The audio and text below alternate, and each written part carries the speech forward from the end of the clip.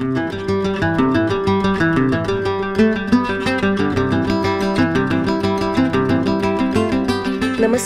आज 13 February.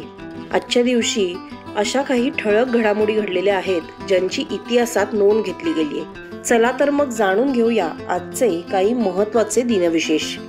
13 February 1931 रोजी British भारताची राजधानी म्हणून दिल्लीचं उद्घाटन करण्यात आलं होतं. याआधी देशाची राजधानी कलकत्ता मानली जात होती.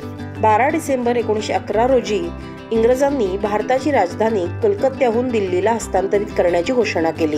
80,000हून अधिक जनसमुदायासमोर जॉर्ज पंचम म्हणाले होते की ब्रिटिश सरकार आता भारताची राजधानी कलकत्त्याहून दिल्लीत हलवत आहे. इंग्रजांना राजधानी दिल्ली स्वतःला हवी तशी बनवायची होती, म्हणून त्यांनी एडवर्ड लुटियन्स आणि सर हर्बर्ट बेकर या आर्किटेक्टवर दिल्लीची रचना करण्याची जबाबदारी सोपवली.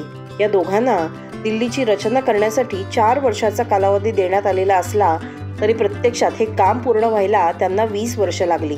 या कारणास्तव 1911 मध्ये केलेल्या घोषणेनंतर 1931 मध्ये राजधानी म्हणून दिल्लीचं उद्घाटन करण्यात आलं. राजधानी म्हणून दिल्लीची निवड करण्यामागचं प्रत्यक्षातलं ब्रिटिशांकडचं कारण वेगळंच होतं. बंगालच्या फाळणीमुळे भारतीयांमध्ये इंग्रजांविरुद्ध बंडखोरी सुरू झाली होती आणि ते बंड शमलं जात नाही हे पाहून इंग्रजांनी राजधानी म्हणून आता दिल्लीची निवड केली होती. 13 फेब्रुवारी 1879 रोजी स्वातंत्र्य सैनिक आणि कवयित्री सरोजिनी नायडू यांचा जन्म हैदराबाद संस्थानात झाला. सरोजिनी नायडू यांना नाइटिंगेल ऑफ इंडिया म्हणून ओळखलं जातं. त्यांनी आयुष्यभर महिलांच्या हक्कांसाठी संघर्ष केला. तसंच त्या भारताच्या पहिल्या महिला राज्यपाल होत्या.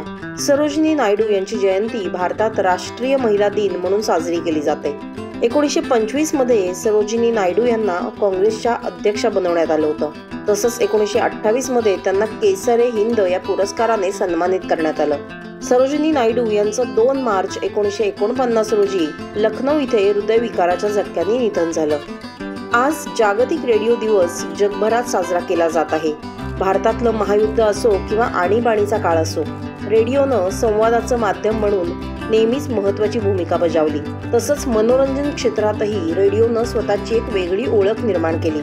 मात्र बदलत्या काळात संवादाची नवीन माध्यमं वापरात आली आणि रेडिओची लोकप्रियता कमी झाली. जगभरातील लोकांना, विशेषतः तरुणांना रेडिओची गरज आणि महत्त्व सांगण्यासाठी दरवर्षी हा जागतिक रेडिओ दिवस साजरा केला जातो. 2010 मध्ये स्पॅनिश रेडिओ अकादमीनं 13 फेब्रुवारी हा जागतिक रेडिओ दिवस म्हणून साजरा करण्याचा प्रस्ताव मांडला होता.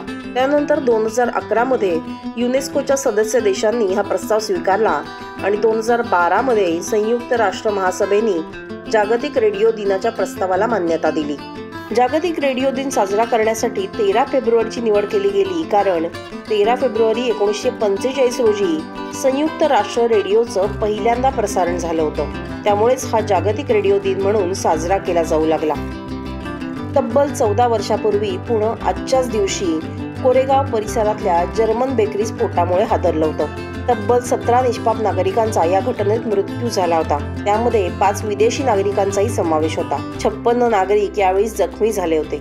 शांत आणि संयमी म्हणून ओळखलं जाणारं पुणे 14 वर्षांपूर्वी या घटनेमुळे दहशतवाद्यांच्या हिटलिस्टवर आलं होतं. त्यानंतर या स्फोटातील मुख्य सूत्रधार यासीन भटकळ आणि त्याच्या सहकाऱ्यांना पोलिसांनी बेड्या ठोकल्या. ATSनं पुण्यातल्या जर्मन बेकरी बॉम्ब ब्लास्ट प्रकरणात PFIचा प्रत्यक्ष सहभाग असल्याची माहिती दिली होती.